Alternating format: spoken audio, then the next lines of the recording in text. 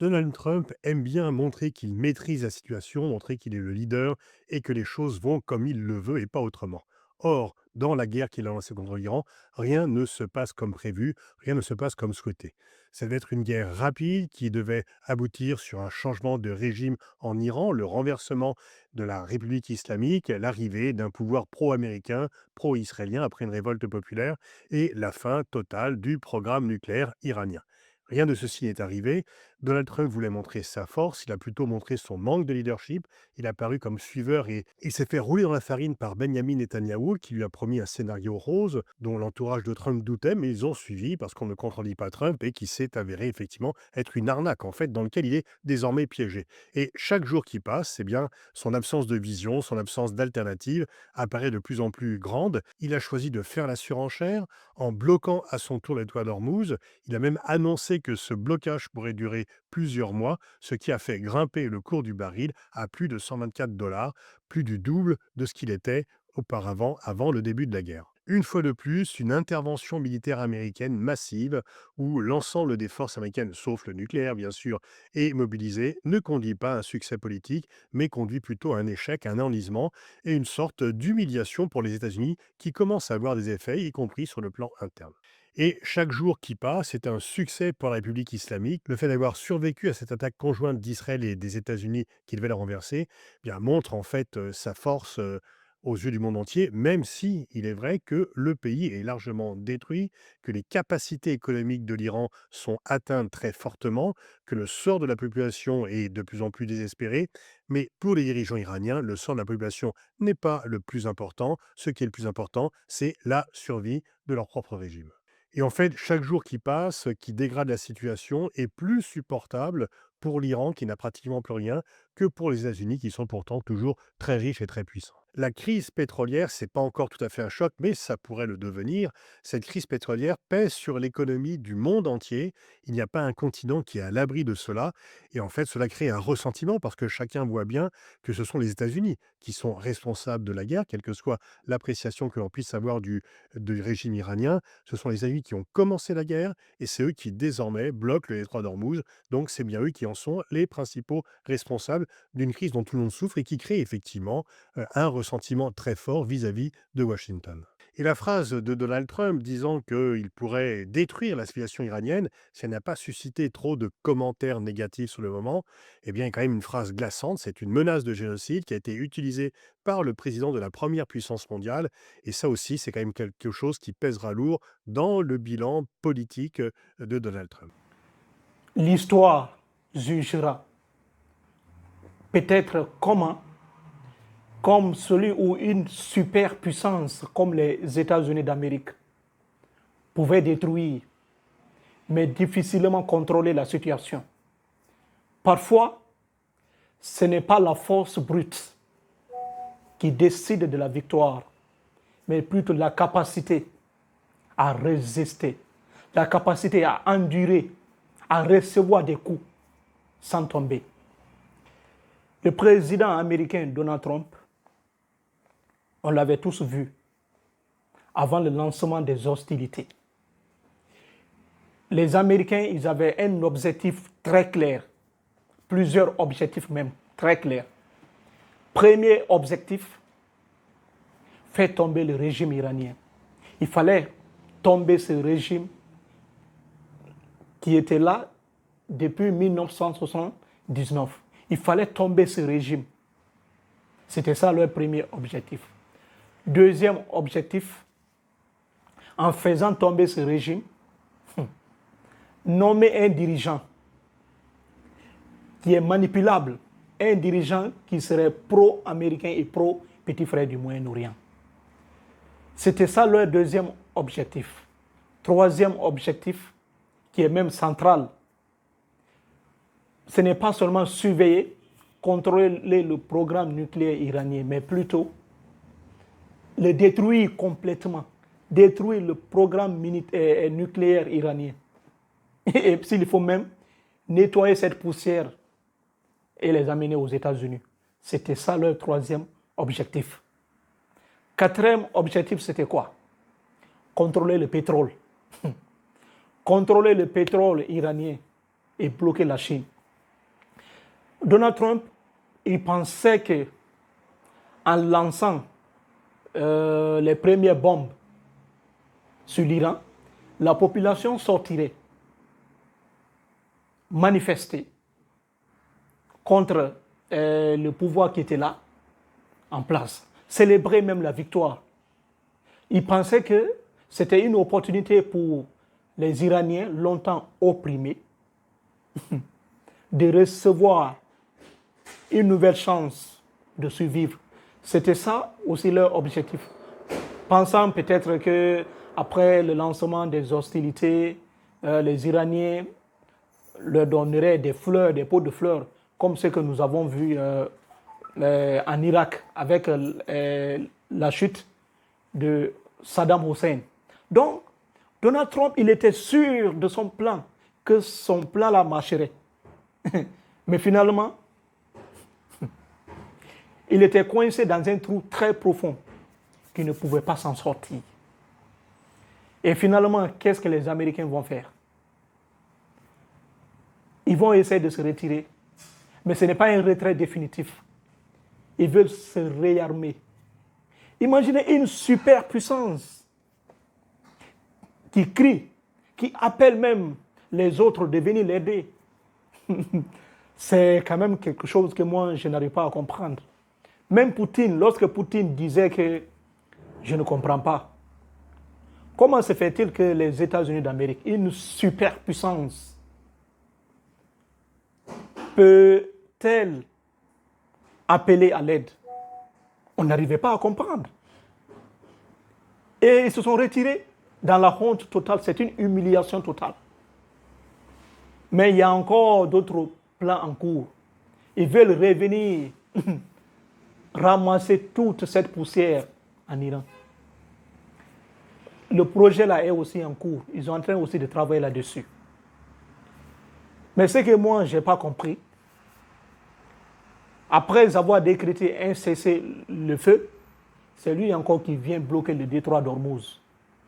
Au début, le détroit d'Ormuz n'était pas même l'un de leurs objectifs. Ce n'était pas ça.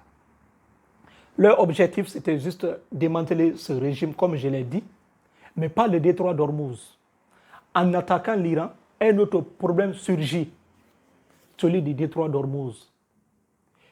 Ils ont attendu jusqu'à ce que le cessez-le-feu soit déclaré avant de venir bloquer le détroit d'Ormuz. Un détroit où passe 20% du pétrole mondial est aujourd'hui bloqué. L'Iran ne peut plus faire circuler ses bateaux, son pétrole, pas seulement l'Iran, et aussi d'autres pays dans la région ne peuvent plus circuler librement leur pétrole. Voilà ce qui se passe. Lorsqu'une superpuissance essaye de déclencher des hostilités, je me suis toujours dit que le problème iranien n'est pas un problème nucléaire. Celui qui vous dira que c'est un problème nucléaire, il ne faut pas le croire. Pourquoi? Même si l'Iran arrête son programme nucléaire, les États-Unis vont toujours continuer à les attaquer. Même le guide suprême, il avait dit, même si l'Iran se dit, OK, on va laisser notre programme nucléaire, les Américains vont toujours les attaquer. Ils vont encore poser autre condition. Arrêter de fabriquer des missiles à longue portée. Des missiles qui dépassent 3 000, 4 000, 5 000 km. Ils vont encore leur dire de ne pas encore fabriquer ces missiles-là. Même si l'Iran arrive à dire, OK, on va laisser notre programme de missiles, ils vont encore revenir leur dire, arrêtez de financer vos proxys dans la région. Comme l'Iran a des petits alliés dans la région, comme le Hezbollah, Hamas, et aussi des milices chiites en Irak, au Yémen, etc. Ils vont encore dire, arrêtez de financer ces groupes. Même si l'Iran décide encore de ne pas financer ces groupes, ils vont encore revenir. Ils vont encore leur dire, arrêtez de vendre votre pétrole à la Chine. Il faut passer par nous. Parce que les États-Unis visent la Chine. Donc, ils vont toujours créer un petit problème pour contrer l'Iran. Même si l'Iran arrête encore de vendre son pétrole à la Chine. Parce que souvent, ils font ça en yuan ou bien dans leur monnaie nationale. Là. Parfois, ils font des échanges comme ça. Donc, les Américains vont leur dire, si vous voulez vendre le pétrole à la Chine, alors laissez la Chine acheter en dollars au lieu de continuer à faire des achats en yuan ou bien dans votre monnaie nationale. Même si l'Iran arrive encore à dire ok, il n'y a pas de problème, ils vont encore revenir. Ils vont encore dire vous ne respectez pas les droits de l'homme. Il y a trop de pendaisons dans votre pays. Il faut arrêter ça. Donc les Iraniens ont compris qu'ils n'ont pas d'autre solution que de se battre. Ils veulent se battre jusqu'au bout. Voilà là où nous sommes aujourd'hui. C'est pourquoi Donald Trump, il est fâché. Il ne sait plus quoi faire. Et l'Iran, comme Boniface vient de le dire, l'Iran n'a rien à perdre dans cette situation maintenant parce qu'ils ont presque tout perdu. Oui, parce que leurs zones stratégiques, beaucoup de leurs zones ont été bombardées. Donc l'Iran n'a plus rien à perdre. C'est l'Amérique qui est vue, c'est l'image des États-Unis qui est visée. Même si les Américains frappent l'Iran 20 fois, même si les Iraniens attaquent une seule fois, c'est pour l'Iran que le monde entier va regarder. Parce que l'Amérique est une superpuissance. Jusqu'à ce que même Trump dit qu'il va détruire la situation iranienne, qui va complètement détruire ce pays. Peut-être qu'il va utiliser l'arme nucléaire, mais c'est impossible d'utiliser ça. On ne sait pas la capacité réelle d'Iran. On ne sait pas si l'Iran a déjà la bombe nucléaire ou non. On ne sait pas encore. Donc, Boniface, il a très bien raison d'évoquer ces points. On va continuer. Alors bien sûr, l'augmentation du prix du baril peut servir les intérêts des compagnies pétrolières américaines. Plus les cours montent, plus leurs bénéfices sont importants. Et on peut d'ailleurs ne pas exclure que dans les déclarations de Trump, il y ait en fait des conflits d'intérêts, des délits d'initiés. Il a fait des déclarations qui ont fait monter ou baisser les cours. Certains de ses proches apparemment se sont enrichis. Et on sait qu'il y a toujours des conflits d'intérêts entre la présidence de Trump et ses intérêts privés. Mais sur le long terme, elle pèse sur l'économie américaine et surtout elle pèse sur le niveau de vie des citoyens américains qui risquent d'être rancuniers à l'avenir lors des élections et même avant, parce que le prix du gallon d'essence est un élément fondamental dans l'appréciation que les Américains ont de leurs propres dirigeants. Mais surtout, et c'est paradoxal, Trump, qui est certainement l'un des dirigeants du monde les plus climato-sceptiques, qui veut toujours forer, forer, forer, en fait porte atteinte à long terme aux intérêts des compagnies pétrolières américaines et des compagnies pétrolières mondiales, parce qu'il a accéléré le désir de décarboner l'économie mondiale. Pourquoi? Parce qu'en fait, il y a tellement d'incertitudes sur le cours du pétrole, c'est tellement erratique, il y a tellement de crises. Il y a déjà une crise avec la guerre que la Russie avait lancée contre l'Ukraine, désormais une nouvelle crise avec cette guerre que Trump a lancée contre l'Iran, et crise qui atteint le Proche-Orient que l'on croyait être le pôle de stabilité en termes de production pétrolière. Et donc, les pressions, les mobilisations pour aller vers des énergies décarbonées, pour se passer du pétrole, s'accélèrent.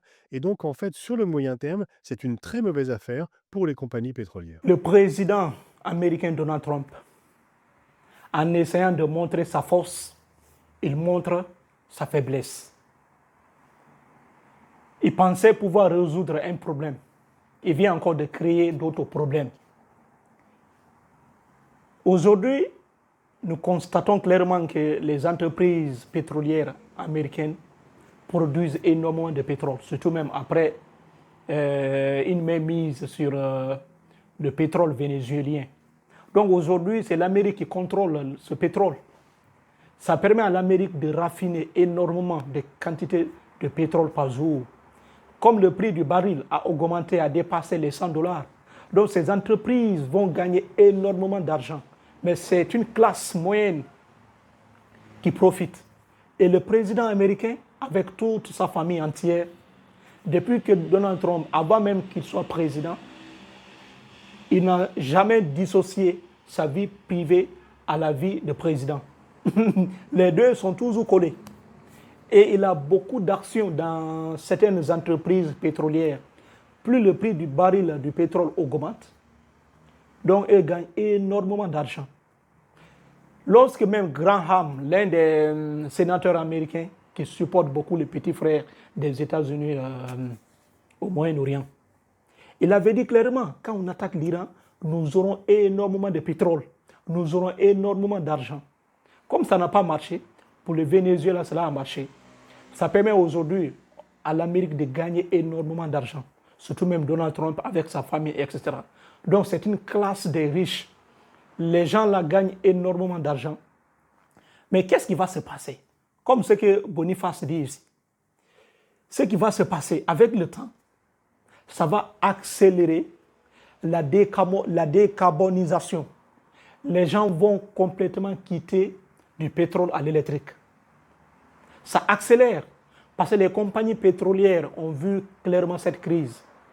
Ces compagnies-là ont compris que si nous ne faisons pas attention, ces mêmes erreurs risqueront de se reproduire à long terme. Pas seulement aujourd'hui, mais aussi avec le temps. Donc, ce que nous allons faire maintenant, c'est quoi? On va essayer de se réorienter vers l'électrique. Et qui va gagner à la fin? C'est la Chine. Donc ici, Boniface, il a fait une analyse exceptionnelle. Oui.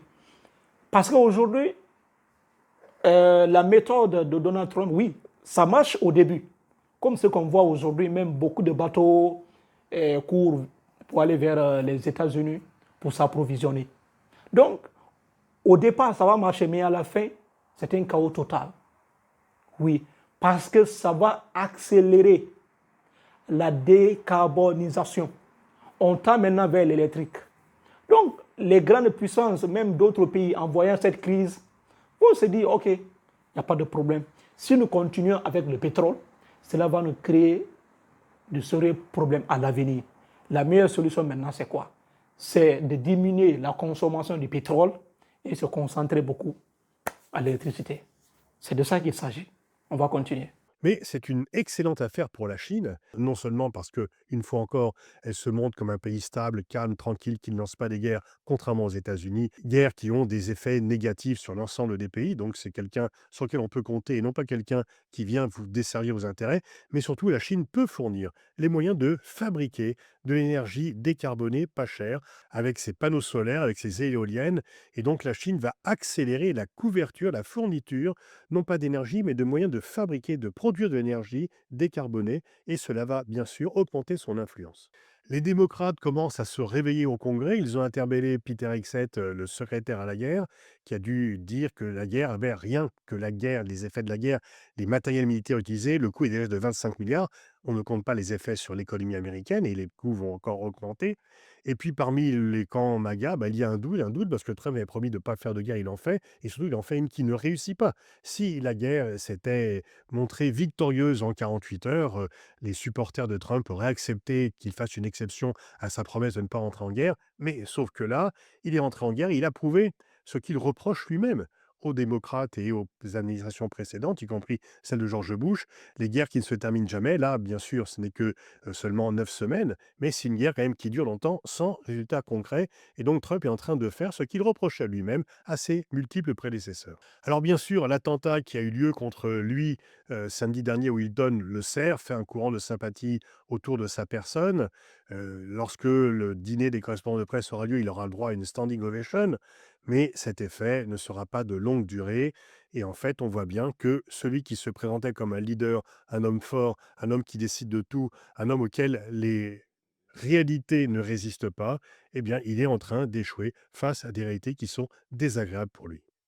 Boniface, il a terminé par une très bonne conclusion. D'abord, premièrement, c'est la Chine qui va sortir vainqueur. Lorsque tu vois tes ennemis se battre, il faut juste rester à côté et ne pas les départager. C'est ça que la Chine fait. La Chine aujourd'hui, elle est devenue une superpuissance. qui dépasse même aujourd'hui les États-Unis dans plusieurs domaines. Aujourd'hui, qui domine la technologie? Qui domine la technologie, surtout même l'énergie solaire, c'est la Chine. Et aujourd'hui, la Chine produit presque 80% des machines éoliennes. Donc, aujourd'hui, la Chine se présente devant le monde entier comme garant de la stabilité mondiale. La Chine renforce son image. La Chine est en train de dire à l'humanité tout entière que moi, je ne fais pas de guerre. Je ne m'ingère pas trop dans les affaires internes des autres pays. Ce qui m'intéresse, ce sont mes propres intérêts. Je m'occupe que de mon peuple. C'est ça que la Chine est en train de faire aujourd'hui. Moi, je construis des ponts, je construis des rails, je construis des avions, je construis des bateaux, je développe l'intelligence artificielle. Donc, on n'est pas dans les trucs de guerre. Pendant que l'Amérique s'épuise, la Chine profite. Et lorsque nous quittons du pétrole vers l'électricité, c'est la Chine qui sont vainqueurs. Pourquoi? Parce que beaucoup de pays aujourd'hui dépendent de la Chine, surtout même dans le domaine de l'énergie solaire. Panneaux solaires, la Chine produit aujourd'hui 80% des panneaux solaires du monde. Donc, plus les gens se débarrassent du pétrole, on va commencer à utiliser les panneaux solaires, on va commencer à utiliser les voitures électriques. Mais qui aujourd'hui fabrique les bactéries pour les voitures électriques? C'est aussi la Chine. Donc la Chine gagne énormément dans ce conflit. Donald Trump, pensant pouvoir affaiblir la Chine, il est là à renforcer cette Chine. C'est de ça qu'il s'agit. Donc ici, cette guerre profite à la Chine. Quand il sort devant les médias, il parle, c'est de n'importe quoi. Les Chinois sont calmes. Les Chinois travaillent. Ils se réarment, mais aussi ils travaillent. Voilà aujourd'hui la situation. Et celui qui va souffrir énormément dans cette situation, c'est Peter Hegseth, le ministre de la Défense des États-Unis d'Amérique. Ce monsieur, je ferai une vidéo spécialement sur lui. Oui, je ferai une vidéo. Moi-même, j'ai déjà préparé la vidéo. Bientôt, ça va sortir. Ce monsieur, il est tellement agité. C'est l'homme que Donald Trump cherchait pour occuper ce poste. Parce que Trump, il avait déjà limogé plus de 3 ministres de la Défense. Et les caractères de Peter Hegseth, ça lui convient énormément. Parce que lui, il pense que nous sommes dans un film hollywoodien. Finalement, il sera rejeté. S'il ne fait pas attention, il va aller en prison. Parce que, avant-hier, le Congrès américain l'avait invité. On lui avait demandé pourquoi voulez-vous augmenter le budget militaire des États-Unis d'Amérique. Il n'a pas pu justifier. Et aussi, on lui a dit que cette guerre contre l'Iran était une guerre injuste, qui n'a pas de sens. Mais lui, il insiste pour que le budget soit encore élevé à 1500 milliards de dollars. Voilà ce qui se passe. Il est accusé de plusieurs faits, surtout même lors du bombardement de cette école en Iran, l'école des jeunes filles de Mina. Cette école a été bombardée, où il y avait plus de 110 élèves qui ont péri dans cette attaque. Donc, Donald Trump veut l'utiliser. Et finalement, Donald Trump, lui, il ne va pas aller en prison parce que lui, il a un réseau élargi, mais c'est lui qui va souffrir. Et la tentative d'assassinat raté contre le président américain, ce n'est pas encore fini parce que lui, ce n'est pas la première fois. On l'avait aussi attaqué lors des campagnes électorales. Donc la situation actuelle des États-Unis est critique. Donald Trump Il est dans un trou extrêmement profond. Il ne peut pas s'en sortir facilement. Et voilà ce qu'il essaye de faire aujourd'hui maintenant. On fait sortir des paroles, des discours creux qui n'ont aucun sens. On suit la situation de près. Quand même, Boniface, il a fait une analyse complète, une analyse exceptionnelle. Aussi, laissez-moi dans les commentaires ce que vous en pensez, parce que j'ai vraiment hâte de vous lire. N'oubliez pas aussi de vous abonner. Si vous vous abonnez, cela me donnera le courage de continuer à faire les meilleures vidéos possibles. Prenez soin de vous. Merci, merci et merci.